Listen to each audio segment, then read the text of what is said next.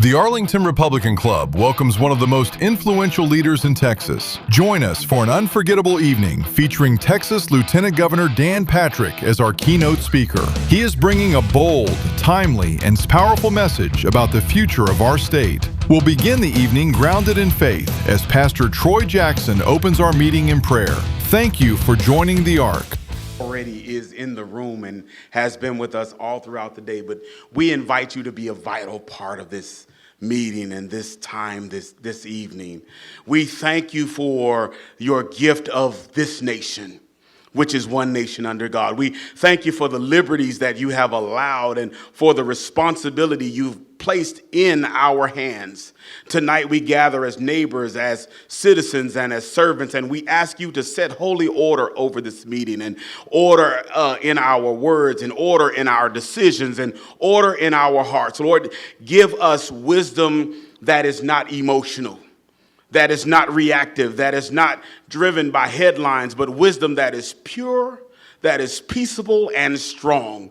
Help us to see clearly in this primary season. Let truth rise above noise. Let integrity rise above ambition. Let character rise above charisma. And let policies that protect life, family, and liberty be lifted in this room. We pray for our precincts, our counties, our state, and our nation. Strengthen every honest effort for election integrity. Expose fraud, expose confusion and manipulation, whether it comes through apathy, deception, or bad policy.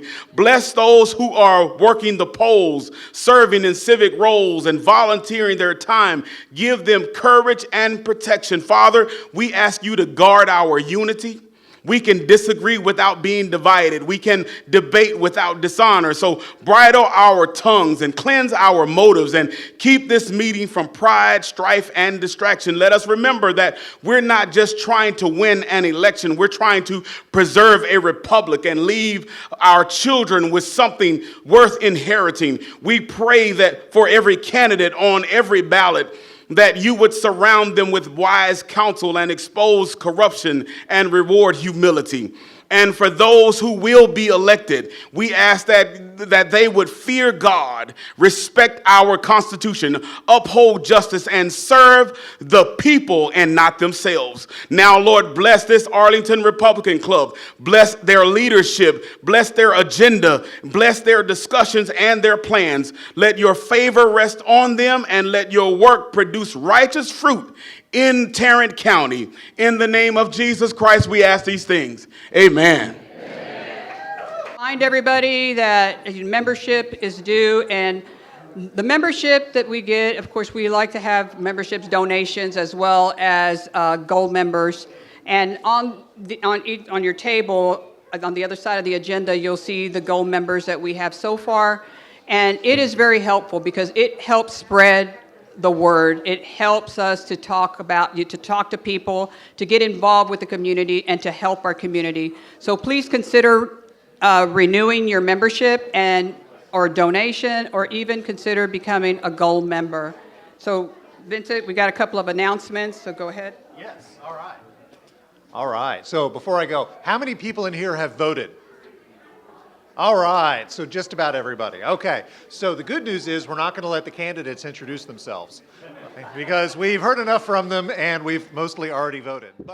So here is the other announcement that I have for you.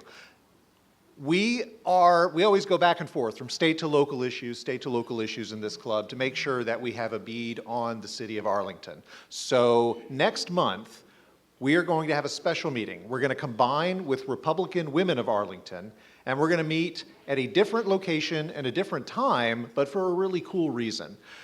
Judge Kimberly Fitzpatrick has helped us put together a forum for all of the Arlington City Council races, the mayoral race, and the school board races. We've confirmed from all candidates that they're going to be there. So put it in your phones. It's going to be Wednesday, the 25th of March. That's Wednesday instead of Thursday. Wednesday, the 25th at Jay Gilligan's. There's going to be green beer. It's about the St. Patrick's Day time. So come and join us for green beer, a costume contest, a little bit of live music, but also a candidate forum for all three of those components of Arlington municipal and local government. So everybody in here is a fan of local and municipal government, right? You guys are, this is the crowd for that. All right, so Wednesday, March 25th. Be there, and we expect to have a crowd. We have invited, again, all of the candidates are going to be there, and that brings in a diverse group. So we're really excited for that, for Arlington Republican Club's growth, and we really appreciate it. So thank you. It'll be at, I believe, at 6:30. You'll get an email. An email will go out. Ann? Okay, Arlington Taxpayer Alliance is responsible as well. We're all coming together on this. All right, so again. All right, thank you, thank you. Okay, Dan should be here shortly. I wanted to take a minute to just talk to everybody. Our Republican platform is so important to just really to the nation. And the one thing that we have seen, and I have personally been approached, is that we want to make sure that we are always sticking together. We want to make sure that we're not causing any discord, and we want to make sure that we continue to invite people in our circle. And we all know that, you know, I'm about the 80-20 rule, because we wish we had 100% on everything and every policy whenever our politicians are, you know, in the House, and that'd be great. But the reality is that they got to play in the sandbox to get things done, and that's okay. To me, I would rather have. I wish we had 100, but who gets 100% of anything, right? So if we had at least 80%, that's 80% of preserving all of our Republican platform. It's better than having 100% of none. So we have to remember that. And so after the primaries, my prayer and my ask is that we come together and we support. It may not be the one that we wanted, but it's better than having 100% of nothing. And so that's something that I wanted to stand and just really talk about, because it's important. And you know what? And make sure, and it's okay to reach out, and because I have a really strong Democratic neighbor. And as we spoke, before I even talked about Republican, I was talking to her, this is what I don't believe in, and she's like, I don't believe in this, I don't believe in that. So she was like a level 10, and now she's like a level 4. And now she realized, okay, yeah, we have a lot in common. So that bridge, that wall came down. And think about it, if we don't welcome some of those that the light turns off, we wouldn't have a Reagan and we wouldn't have a Trump, because they were hard Democrats at one point. So I just wanted to just throw that out to everybody, because I know there's a lot of discouraged Republicans that have approached me that have said, I'm not voting, I'm tired of the infighting. And so we really, really need to not contribute to that, because guess who wins then? Discord. And we don't need that. So that's what I wanted to say about that. So anyway. March 5th, the precinct convention from 6:30 to 8:30. So precinct chairs, make sure that you guys attend. That's only for 94. It's for 94? Okay, for 94. Sorry. Okay. So yeah, and the other thing we want to do, I want to mention is, thank you all who had submitted to, especially on the non-discrimination. That, I mean, our city council went through so much recently because of this non-discrimination ordinance, and they have really they've taken a lot of heat for it. But they did the right thing, because in reality, those ordinances, they can't be upheld. I mean, they can't supersede federal law.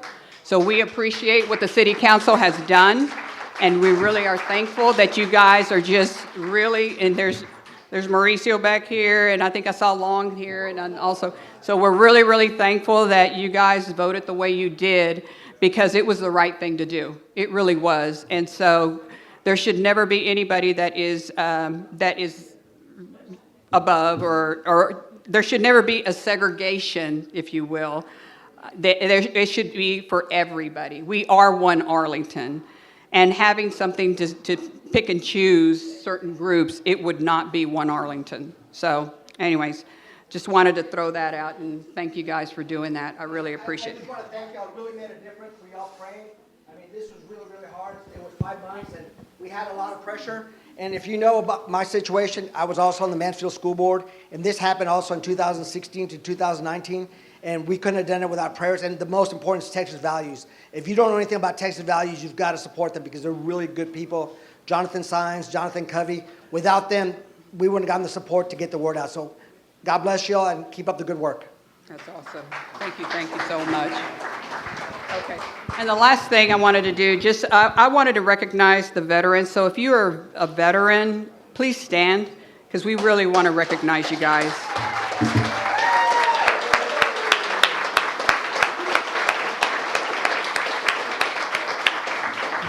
We thank you guys, because without you guys sacrificing, we could not be doing what we're doing today, and we really appreciate that. We're very lucky to have the Lieutenant Governor here. As far as my memory goes, this is his 4th visit that started like in 2008. And our Lieutenant Governor, who will walk in that door in 1 minute, he needs no introduction, and he's really been a good friend of this club.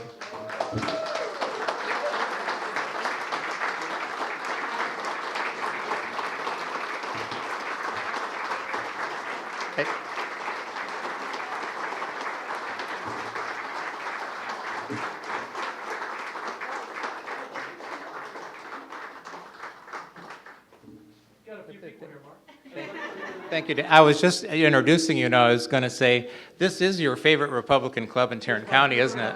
There it is. Right, from the beginning. How did he know I was pulling up? Did he just start hoping? In this traffic, you could have introduced me for an hour, and I still wouldn't. Right. Tarrant County traffic is really something. Anyway, Dan was a state senator when I met him, and when he first talked to our club, and he became our lieutenant governor in 2015. And as many of you know, he really is our best communicator. He's fearless. He has direction, vision, and strength. And he has delivered to conservatives even more than we ever thought possible. So I will give it over to Dan. Dan, if you'd like to start. Are you ready? Yeah, we're ready. We're ready for you. You can talk for a half hour. Here's some water here too. And this is the chair. I've never been introduced that fast in my life. That's good. Glad I didn't have to. We want to hear from you, not me. Well, glad I didn't have to make the usual stop before I started to speak. If I have to break in the middle, then you know what happened. Anyway, great to be here. As he said, I came up here when I was a senator. I think we weren't even thinking, Mark, about me running for lieutenant governor then. I don't think the first time. Right. Yeah, it was just, it was cool to get out and talk to other folks, and so it was nice being up here. So it is, so one thing, thank you for allowing me to speak early, because here's the deal I have with my wife. We've been married 50 years, and thank you. She's the most patient woman you will ever meet. Fog this morning, and so my plane got delayed, and I've been backed up all day, but so sorry I'm a little late.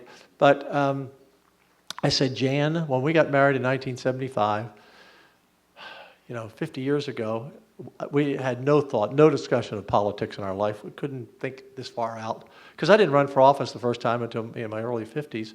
And I said, Jan, 50 years in your wildest dreams, did you ever think I would ever become lieutenant governor, which is the best job in the country next to president, and that actually that I'd be leasing airplanes and flying around the state and people would show up to hear me talk? And she said, honey, I don't want to burst your bubble, but in 50 years of marriage, you've not been in one of my wildest dreams. So, so I guess it was never in our wildest dreams for anything. The funny story is, this true story. So a couple of years ago, they were going to make a movie called Let Her Speak, about Wendy Davis filibustering for to stop the pro-life bill. And in those days, I was, and I'm still a pro-life leader, but in the Senate, and all of us were pro-life then, but I was kind of the leader, and I was always debating her on the floor on all of these issues. And so we got someone sent us the movie script. This is a true story. They had made a deal with Sandra Bullock. They never made the movie, but they had made Sandra Bullock was going to play Wendy Davis, which I think a lot of people would have liked Sandra Bullock, unless she made that movie. I don't think a lot of people would have been happy. But they had to have a villain, and the villain was Senator Dan Patrick. And, they can say anything in a script. And they had some things that I said and Donna Campbell said that were not true. But anyway, they had to play it up, And so I called Jan. I said, it's a true story. I said, Jan, they're going to make this movie. I told her about it. I said, so who do you think should play me? Like Brad Pitt? George Clooney, even though I don't like his politics, And she said, no, I think the perfect person to play you that you look the most like now in his later life and yours is Dan Aykroyd. Oh, my heart sunk. Dan Aykroyd, my goodness. So that movie was never made. So anyway, the other thing people are surprised about is 50 years of marriage. We have a mixed marriage. Usually they don't last. She's Catholic, I'm Baptist.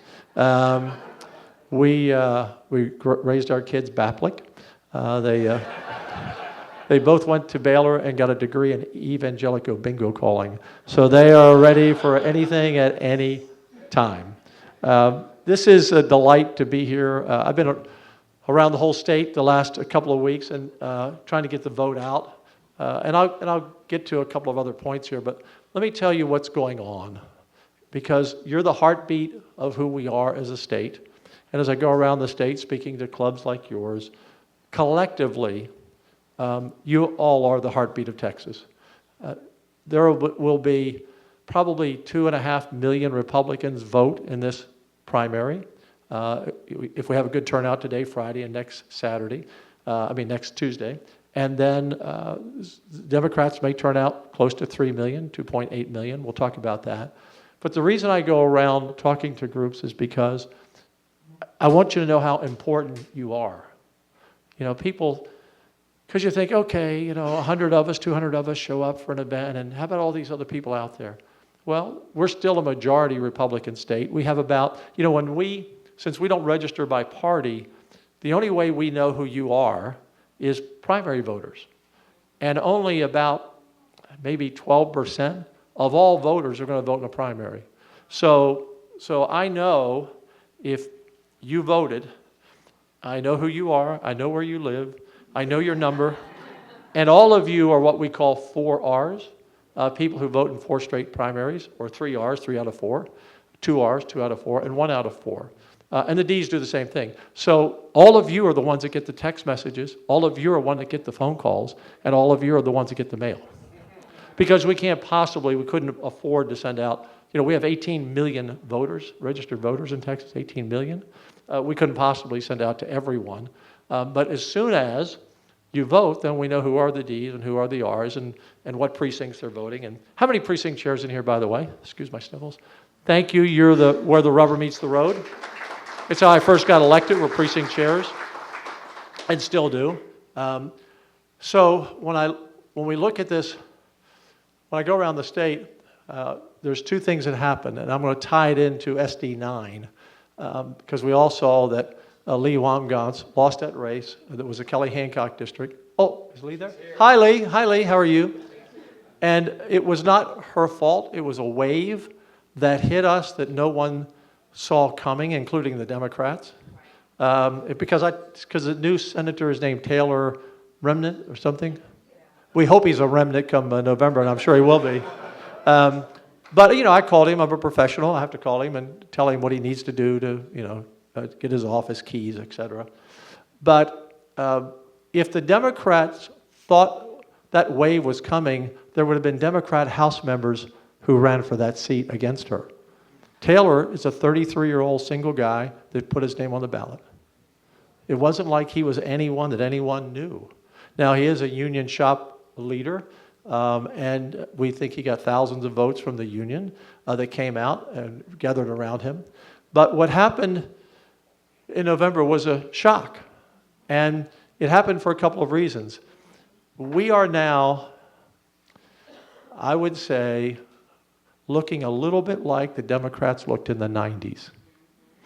Because the Democrats ran Texas in modern politics. Well, they ran it from the time we became a state, actually. We never had any Republicans in office, not in the majority. I mean, when Bill Clemens was the first Republican governor, think about that, the first Republican governor wasn't elected till the late 70s.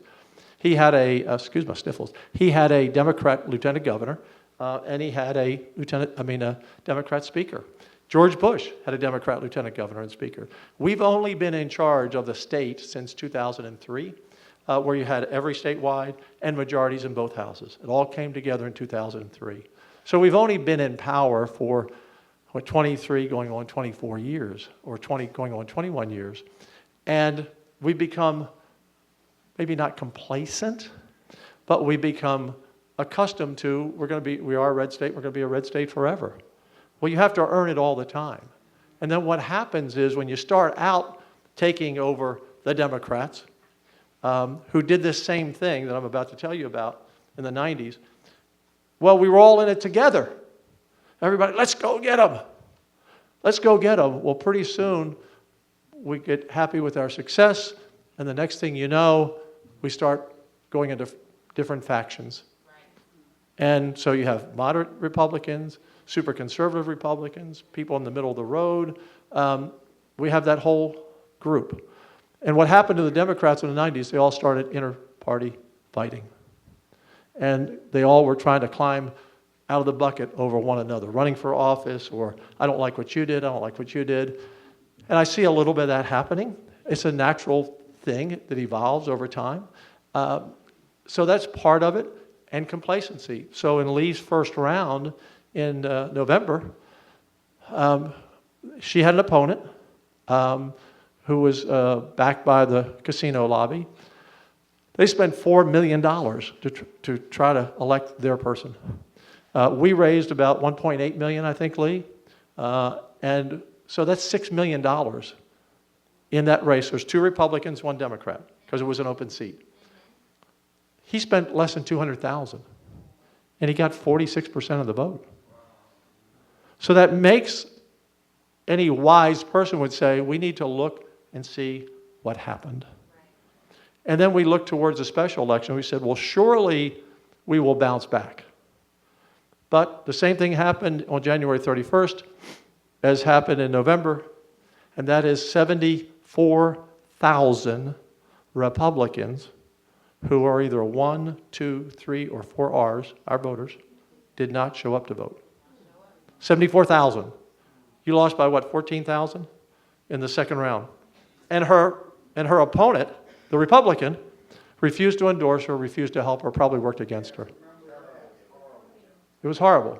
So one of the messages I give as I'm going around the state is, number 1, how important you are, and we'll go back over that, why. And number 2 is we have to work, those of us who live and breathe this stuff and aren't just going home at work at night and they're going to show up and vote Republican, but they don't really know what's going on. We're going to have to get them out to the polls because the other side is angry. Because just like we took over the Democrats and we got fired up, they're now fired up. They hate Donald Trump, and I'll tell you the reasons why they hate him, the main reason, but in a minute. But they hate him, they're angry, they're foaming at the mouth, and now they see what happened in SD9 and they think they can do that elsewhere. I'm confident Lee will win that seat in November. I'm confident that she'll win that seat in November because our voters, I believe, will show up. And we still have a majority Republican state. And in her district, something you probably don't know, and Lee, I think I'm close on these numbers, she actually beat the the Democrat on January 31st. She beat him by about 12,000 votes. Because there were more Republicans, even though 74,000 stayed home, there were more Republicans than Democrats. So she won by 12,000. But those voters who don't vote in primaries, we call them independents, they're really not, they're general election voters, they only vote every 4 years. They showed up in droves. So that group of people are the people who were responsible for the outcome of that election. Our voters stayed home, and voters who would only vote every 4 years or every 8 years showed up to vote. So we have to recognize that, and we have to realize we've got to be sure we message to those people, because who are those people? They are voters. There's no such thing as a true independent. A true independent would be someone who votes in a Republican primary one time and next election votes a Democrat primary. That's only 2% of all voters. There's only 2% of voters who do that. They either vote in the Democrat primary or they vote in the Republican primary. But there's this growing group that when you call them, they don't want to identify who they are. They don't want anyone to know, for whatever reasons they have. And for whatever reason, they're mad at the Republicans or mad at the Democrats. They're not as aligned, and they're really looking at the candidates. We saw that in its full color in 2018 with Beto O'Rourke. So in 2014, when Abbott and I first ran, and we run separately, of course, he won by 1 million votes, and I won by 900,000. The lieutenant governor always gets less than the top because some people just go and punch the vote, vote for the governor and walk out, or for me and the governor, and then they walk out. Not everyone goes down the ballot. Not everyone voted straight ticket in those days, and so those people, we don't know who those people are. But for the most part, they're with us. Usually they're with us. But in 2018, remember, Ted Cruz only won by 200,000 votes. So what happened to us? So in 2014, remember, I know I'm giving you a lot of numbers and dates. In 14, Abbott wins by 1 million, I win by 900,000. In 18, Abbott won by about 650,000 votes, and I won by 450,000. So that's what we have to be aware of coming up this election. They will make it closer. I'm confident we will win, but what it takes to win are two things. We have to have the turnout. There are more of us than them. We have to appeal to those voters to get them back with us, because most of those people who only vote in general elections, they lean Republican. They lean, like people who show up in primaries, they lean Republican. But if we don't communicate a message to them, and that doesn't mean sacrificing any of our values, any of our principles, any of our stands, because they agree with us on all that. But if they see us fighting over here between each other, can't have it. And so we have to rally around. And the second thing, we have 10 people running, all good people, all well-known people running for 3 offices: U.S. Senate, the Attorney General, and Comptroller. I mean, Abbott and I are running, but we don't have any stiff competition. We'll prevail. And we'll have some votes. No one's voting for he has 9 opponents. I have 3. None of you know who they are. One guy, one of my opponents, was arrested at the Capitol because he was trespassing on No King's Day. So he's one of my opponents. And when I looked at his financial report 8 days ago, he has $14 in the bank. Whatever. But there will be people who vote for him because it's a vote against me. Either I wasn't conservative enough or I was too conservative. There will be some of those people, the 9 people that run against Abbott, who vote against him because he's too conservative or too moderate. We understand that. We know that we can't please 100% of the people all the time. We just have to please most of the people most of the time, and we do that. But the second thing is that of those 10 people running on Tuesday night, 4 of them will be out. And then when the runoffs come, I don't think anyone's going to hit 50%. I could be wrong in those 3 races. Maybe, but I doubt it. But then the runoff, 3 more are out. So of the 10 people running, 7 will lose. If they don't support the winner, and if their voters don't support the winner, that's a problem. This is the most people we've had on a statewide ticket since Abbott and I ran. If you remember back then, Todd Staples had resigned to run for lieutenant governor. He was ag commissioner. Jerry Patterson had resigned. I say resigned. He did run again for land commissioner. He ran for lieutenant governor. So that left those 2 seats open. Glenn Hager, I forget who the comptroller was out. So Glenn Hager ran.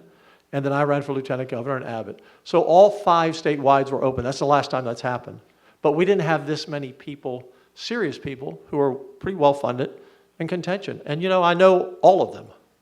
There's no bad people there.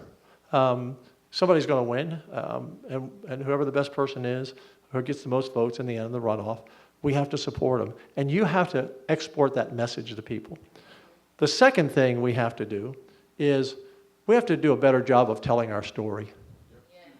Because we've done, and look, we're not perfect. and I'm sure there have been votes that I've cast or Abbott's signed into law or whatever. Well, I don't cast a vote, but bills I brought to the floor, that not all of you are going to agree on every bill. But if you look at what we've done since 2015, if you're a senior over 65, when I came into office, you had a $15,000 homestead exemption. You now have a $200,000 home exemption. And for the average senior in Texas, you don't have to pay school taxes anymore. If you're under 65, your homestead exemption in 15 was $15,000. It's now $140,000. We're cutting your school taxes about in half, and I think we can get rid of all school taxes. I could do it next session if I had enough support, but I'm sure we can do it in 2 or 3 sessions. And then we have to monitor the local taxes, allow them to grow and keep up with things. But we got that side of the equation as well. So we've done a good job tackling that. Still a ways to go, but we've taken about 2 million seniors away from paying school taxes after this last session. And I have a plan. You may have read about it. I call it the double nickel for 55. I want to take the senior exemption of 65 and lower it to 55. You lower, so that means at 55, your values will be frozen forever. You'll gain about another $10,000 or $15,000, depending on where you live and the price of your house over those 10 years. And you won't have to worry about anything. And that takes 3.3 million people from having their values frozen. So we can really make a progress on that. But that's just one area that we've done. Okay, what have we done on the Second Amendment? Since I've been lieutenant governor, we had concealed carry when I was elected, but we've since then passed campus carry, open carry, and constitutional carry. There's nothing left you can carry that we haven't passed. I don't know what you can do. You can hide that gun anywhere you want. I mean, on pro-life, before Roe v. Wade was overturned, we passed the heartbeat bill. I passed the sonogram bill back when I was a senator, actually, in 2011, and that bill, we had about 80,000 abortions a year in 2011 in Texas. With the sonogram bill and the heartbeat bill, we had reduced that down to 20,000. And so we addressed that issue. And there's some voters out there, by the way, in that middle group, they don't really care about that. But they do care about their taxes.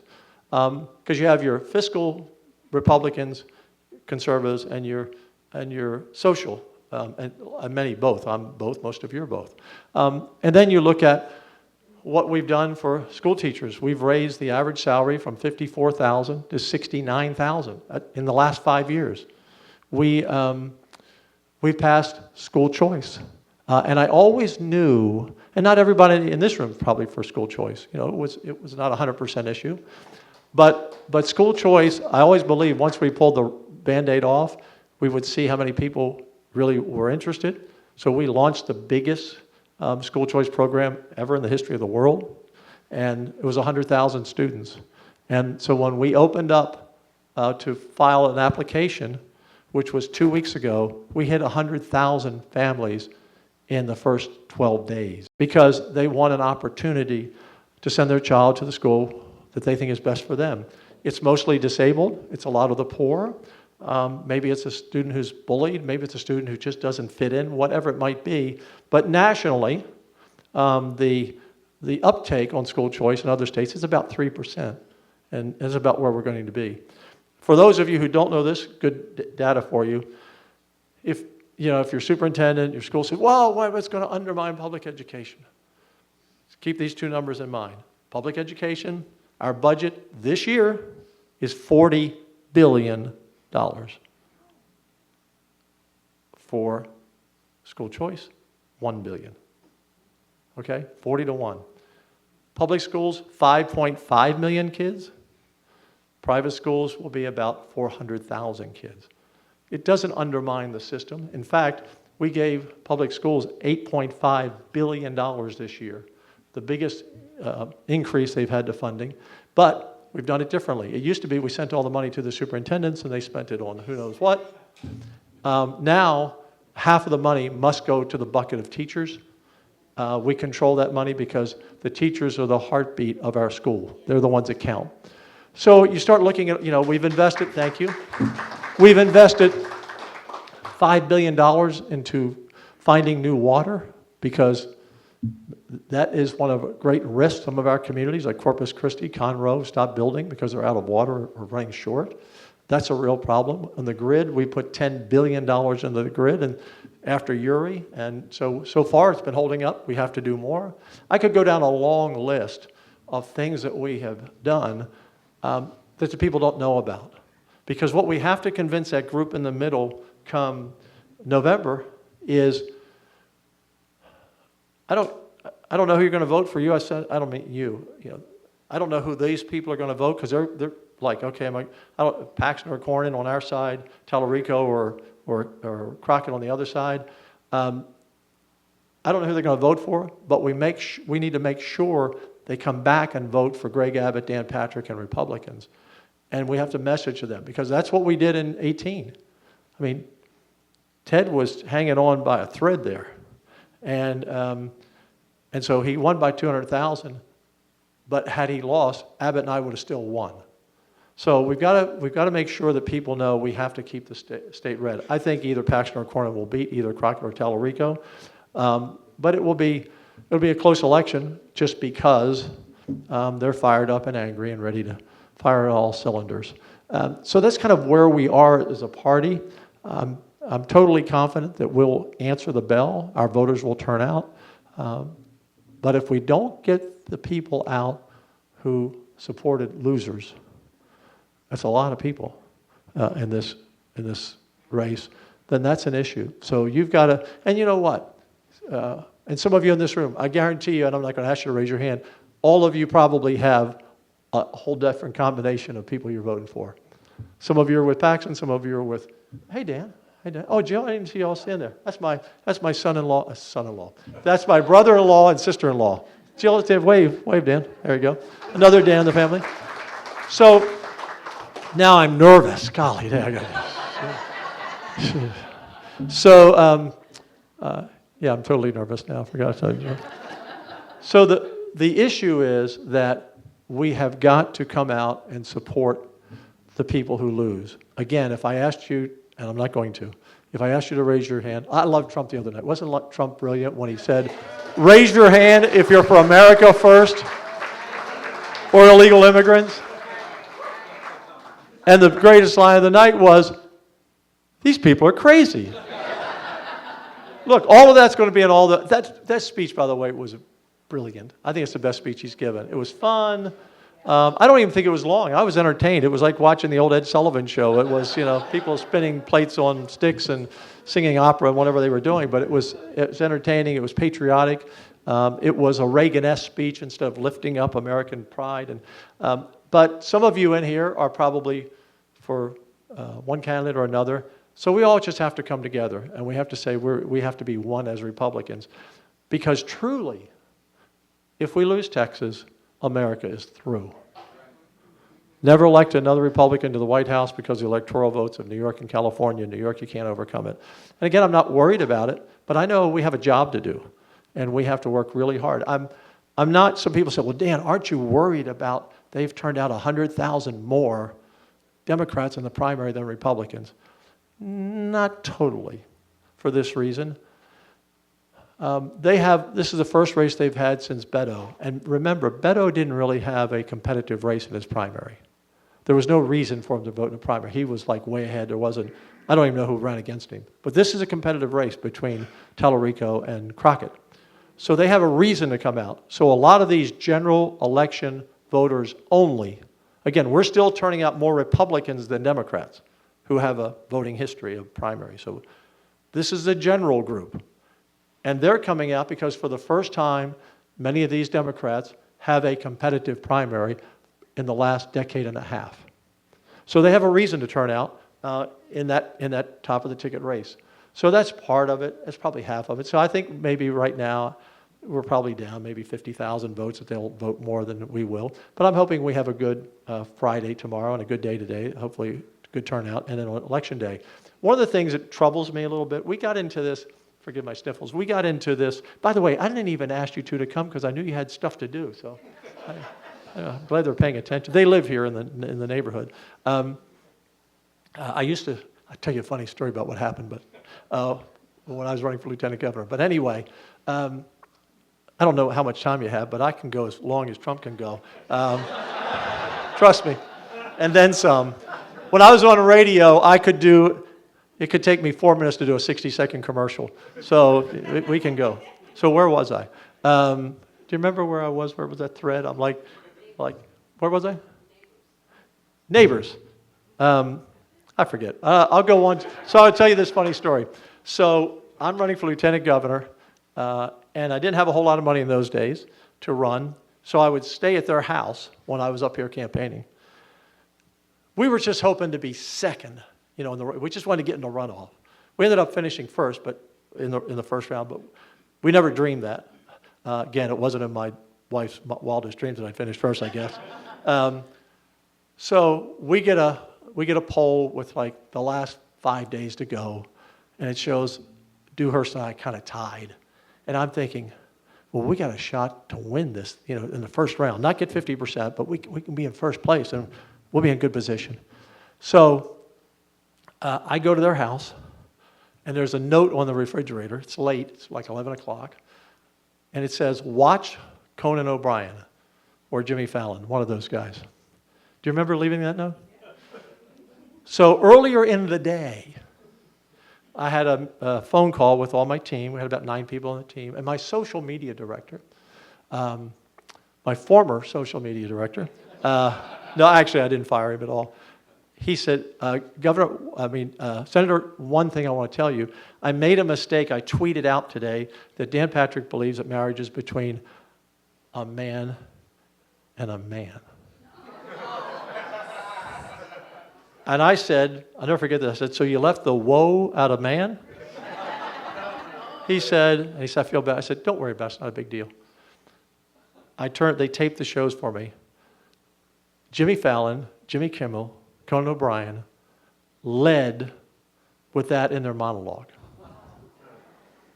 And I started sinking in the chair. One of them said, I don't want to say a bad word here, but one of them said,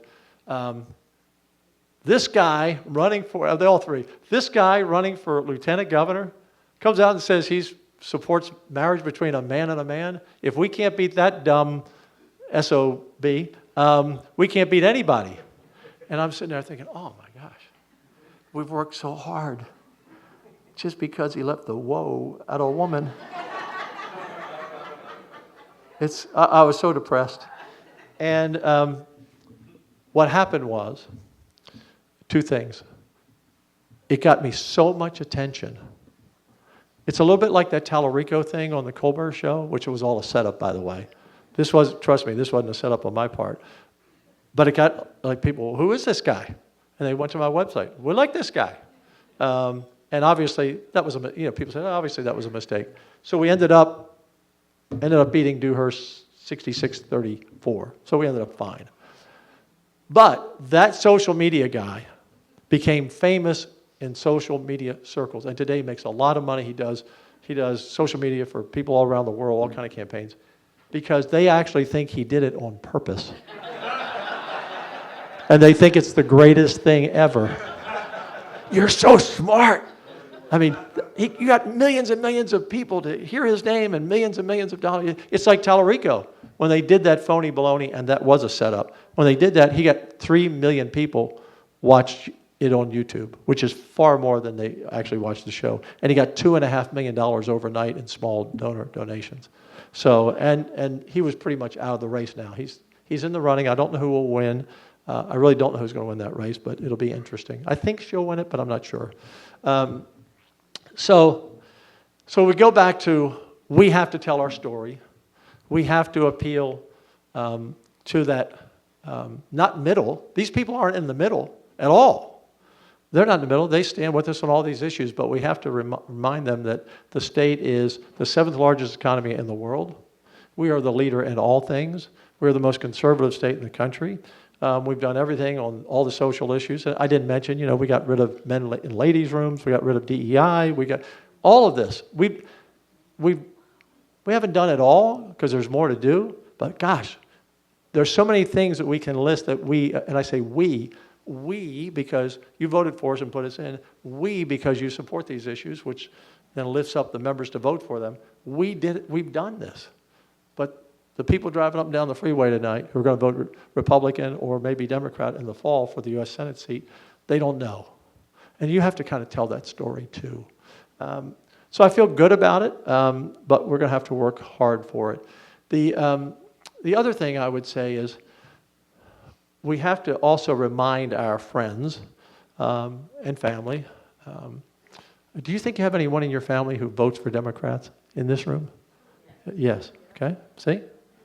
Jill, I know who you're talking about. My sister-in-law, I know exactly. Does she come to Thanksgiving dinner? She does. Does she talk to you? Yes, okay. Does she vote our way? No. And that's in my own family. Yeah. Of course, they are, it's kind of a remote family, it's not like really that close. I mean, not blood. I mean, it's just, yes, that's right, yeah. Exactly. So, again, where was I? So there's a bigger story we have to tell, and that story is this is no longer a battle of politics, Republicans, Democrats.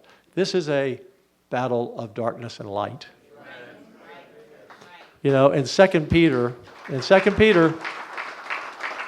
he warns about the false prophets, and he talks about darkness and light.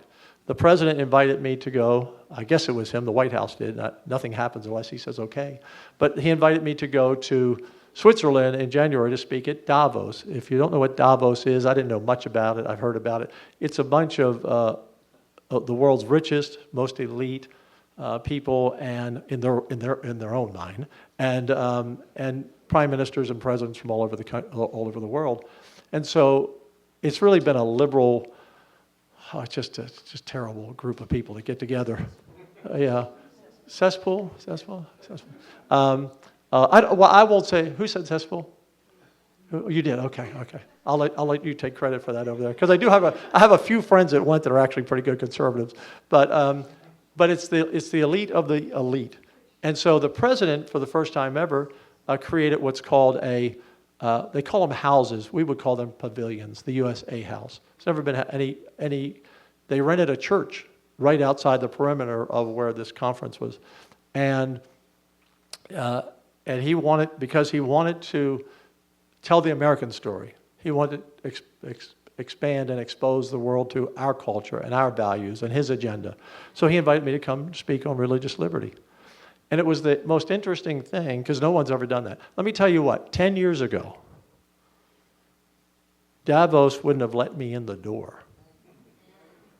Wouldn't have let me in the door. I'm not sure they'd let me in the door now if Trump hadn't, or the White House hadn't invited me.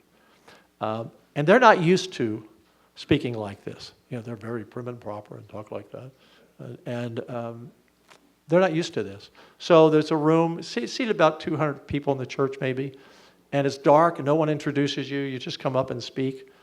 And I felt a little bit like how a comedian must feel for the first time in their career, and they go to a comedy club, and they don't know if the people are going to laugh at their first joke. And I wasn't there to joke, but I felt like that. And they were very quiet. I would say more than half were not from America. It turned out there were some prime ministers, and one president of Slovakia was there. I didn't know who they were. And I started talking about what I'm going to close with. And that is, it's no longer a battle of political issues. It's darkness and light. There are those in America and in the world who do not want God anywhere near their government and their people. And that's the leftist, totalitarian regimes that want to rule the world, and they cannot rule a country unless they kick God out of the country.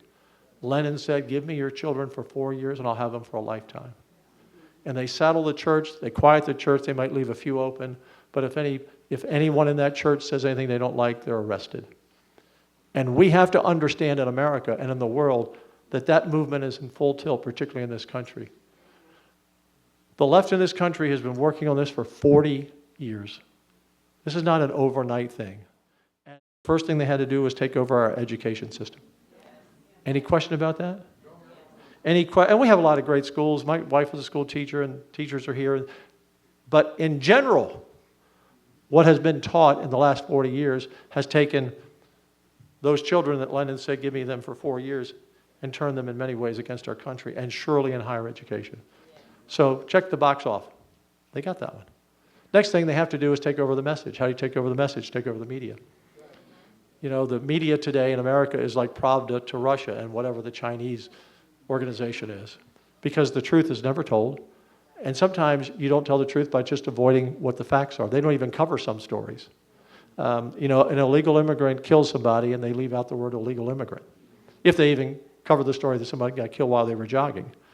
So education, the next generation, the message. And the third leg of the stool is a game, set, match. In a hockey game, it'd be called the hat trick. 3 things. And that is they needed the world's, or the country, depending on the country, their Supreme Court.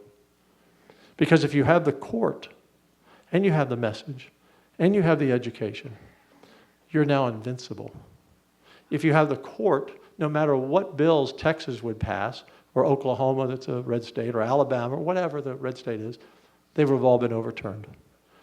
Had Donald Trump not defeated Hillary Clinton, was a pivotal moment. 2 things happened in his life, I believe, that God spared him. He spared us from Hillary Clinton.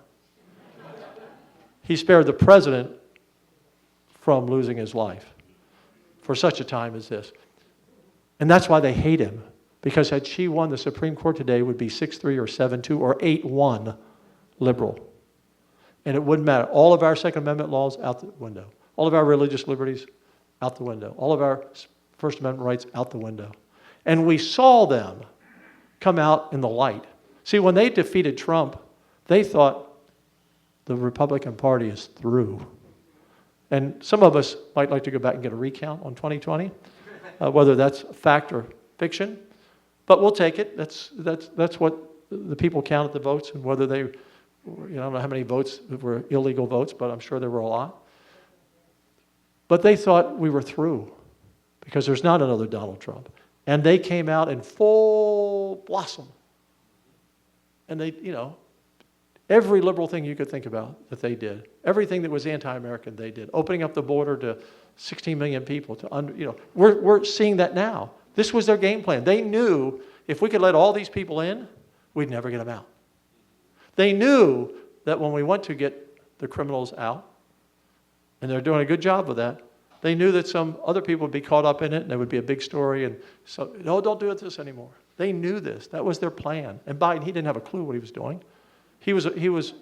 I bet they gave him the auto pen on day 1. I don't know that he signed any bill. Any guy who leaves the stage when he's given the speech like this, and like this, is not fit to be president. So Obama has been president. They say you can't have a 3rd term. Obama did. He ran the White House for 4 more years. He was the 3rd term president. And so they thought they had it all, and there wasn't anything we could do about it. And then Donald Trump comes back. I said to the president, we have a great relationship. I don't drop names like, well, gee, Dan knows the president, but, the last 6 weeks we've talked almost every week because he's very interested in what's happening in Texas and some other issues. And then we might go 3 months and never talk. But I said to the president, after he first got elected, I said, Mr. President, I know you've been through a lot. I know it's really been difficult for you and your family. I know you wanted to win back-to-back terms. But that wasn't God's plan. God wanted to expose the left. And he knew you were the only one that could come in and clean it up. You're Wyatt Earp. You're coming in to clean all this up. Had you won back-to-back terms, they'd have probably won this time around, and there would have been no other Donald Trump. Because look, I know a lot of politicians, a lot of great politicians, good people. There's no one like Donald Trump. I mean, he's just kicking butt and getting things done every day. Normal politicians just, well, we'll get to that. We'll do that. Let me study this. No. He sees it. No other. Can you think of any other Republican president in the history of our, and we've had some good ones, that would ever turn around to the Democrats and put them on the spot and say, you're all crazy? No one would ever say that. So that's why they hate Donald Trump so much. And they don't like her either because they're mad at her that she lost to him. We're in an interesting place. Texas must stay red. The only way we stay red is for all of you to work harder than you've ever worked to get everyone's vote out. You know, we always say this is the most important election because, you know, the truth is every election is the most important election. It really is, because it's the next step for the next generation. As I wrap up here, if you look at the state, if I had a map behind me, 19 counties are blue. 235 counties are red. So 19, 235. Abbott and I carried in 2022 237 counties. I wish we elected Republicans by counties. 237, and those 235 to 237 are equal to 50% of the vote. And the other 19 are 50% of the vote. Dallas and Travis and Bear. And it's just easier to get people out to vote when they're all jammed up in a city. So the reason I did my bus trip, 133 cities in 22, I'll do it again. I don't know if I'll do 133, but we'll get 100 in. Because I'd go to rural counties, and you're not a rural county, but you're a very important suburban county, a suburban area within counties.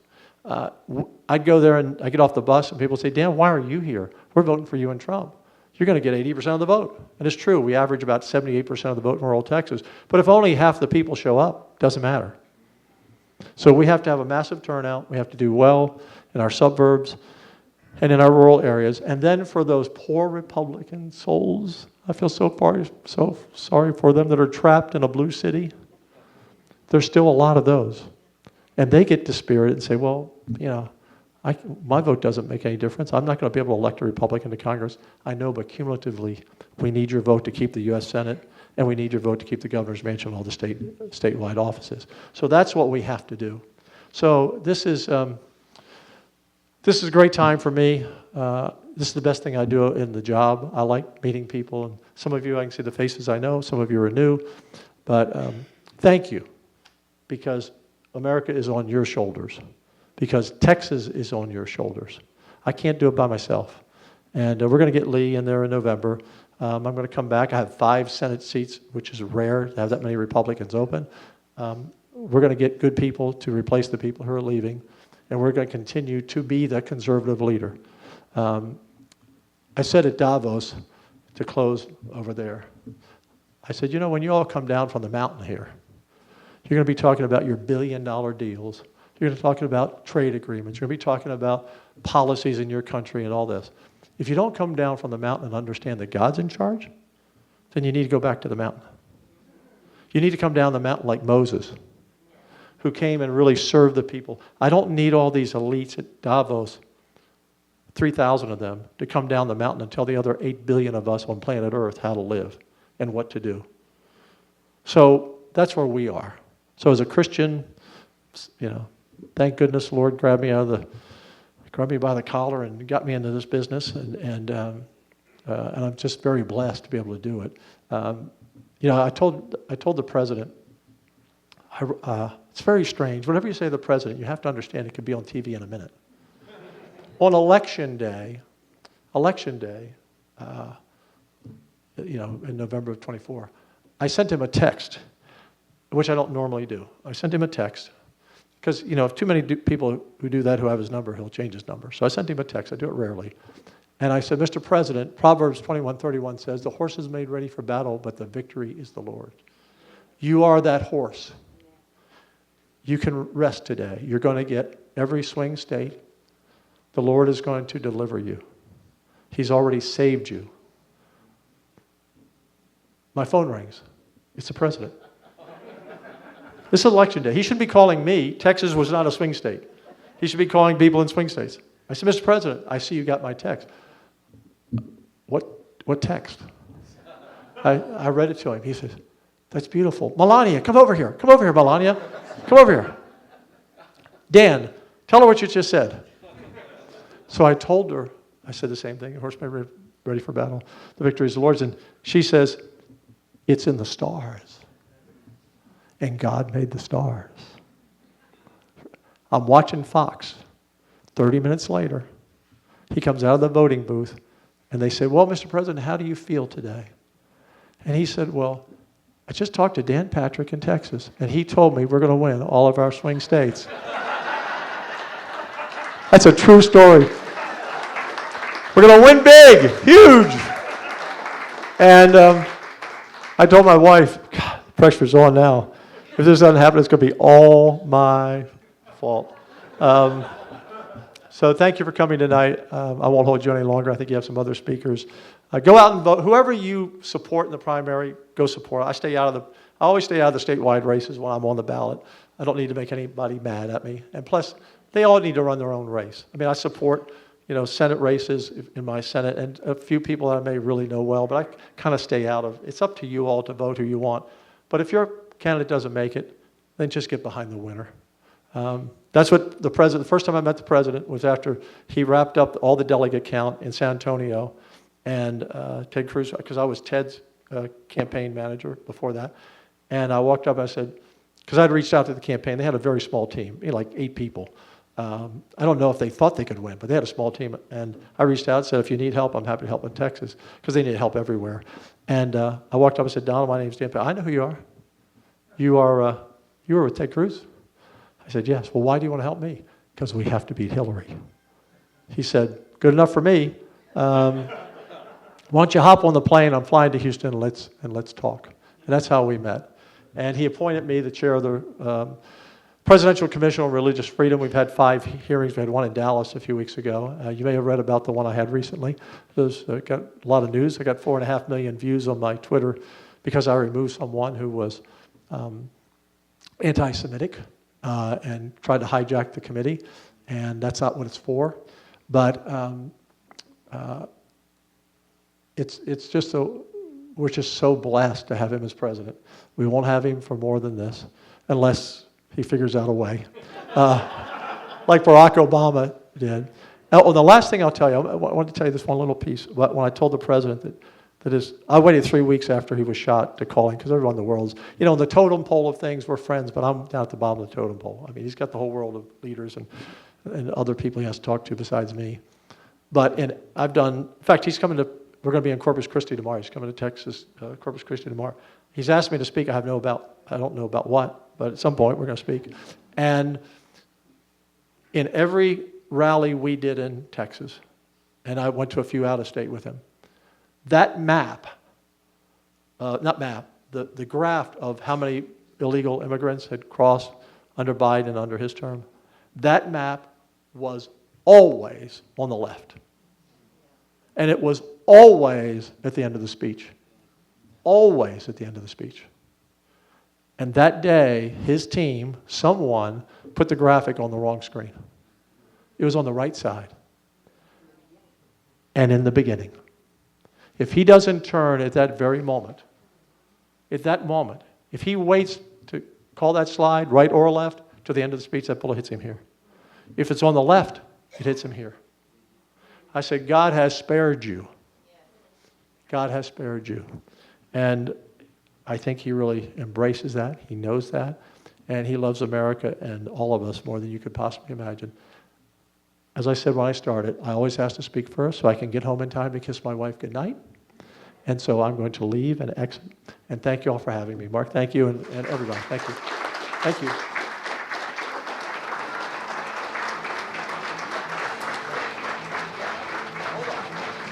Thanks for listening. The ARC meets on the 4th Thursday of each month. Check out our Facebook page or visit our website at arlingtonrepublicanclub.us. Please subscribe to our YouTube channel and Rumble to stay informed. See you next time.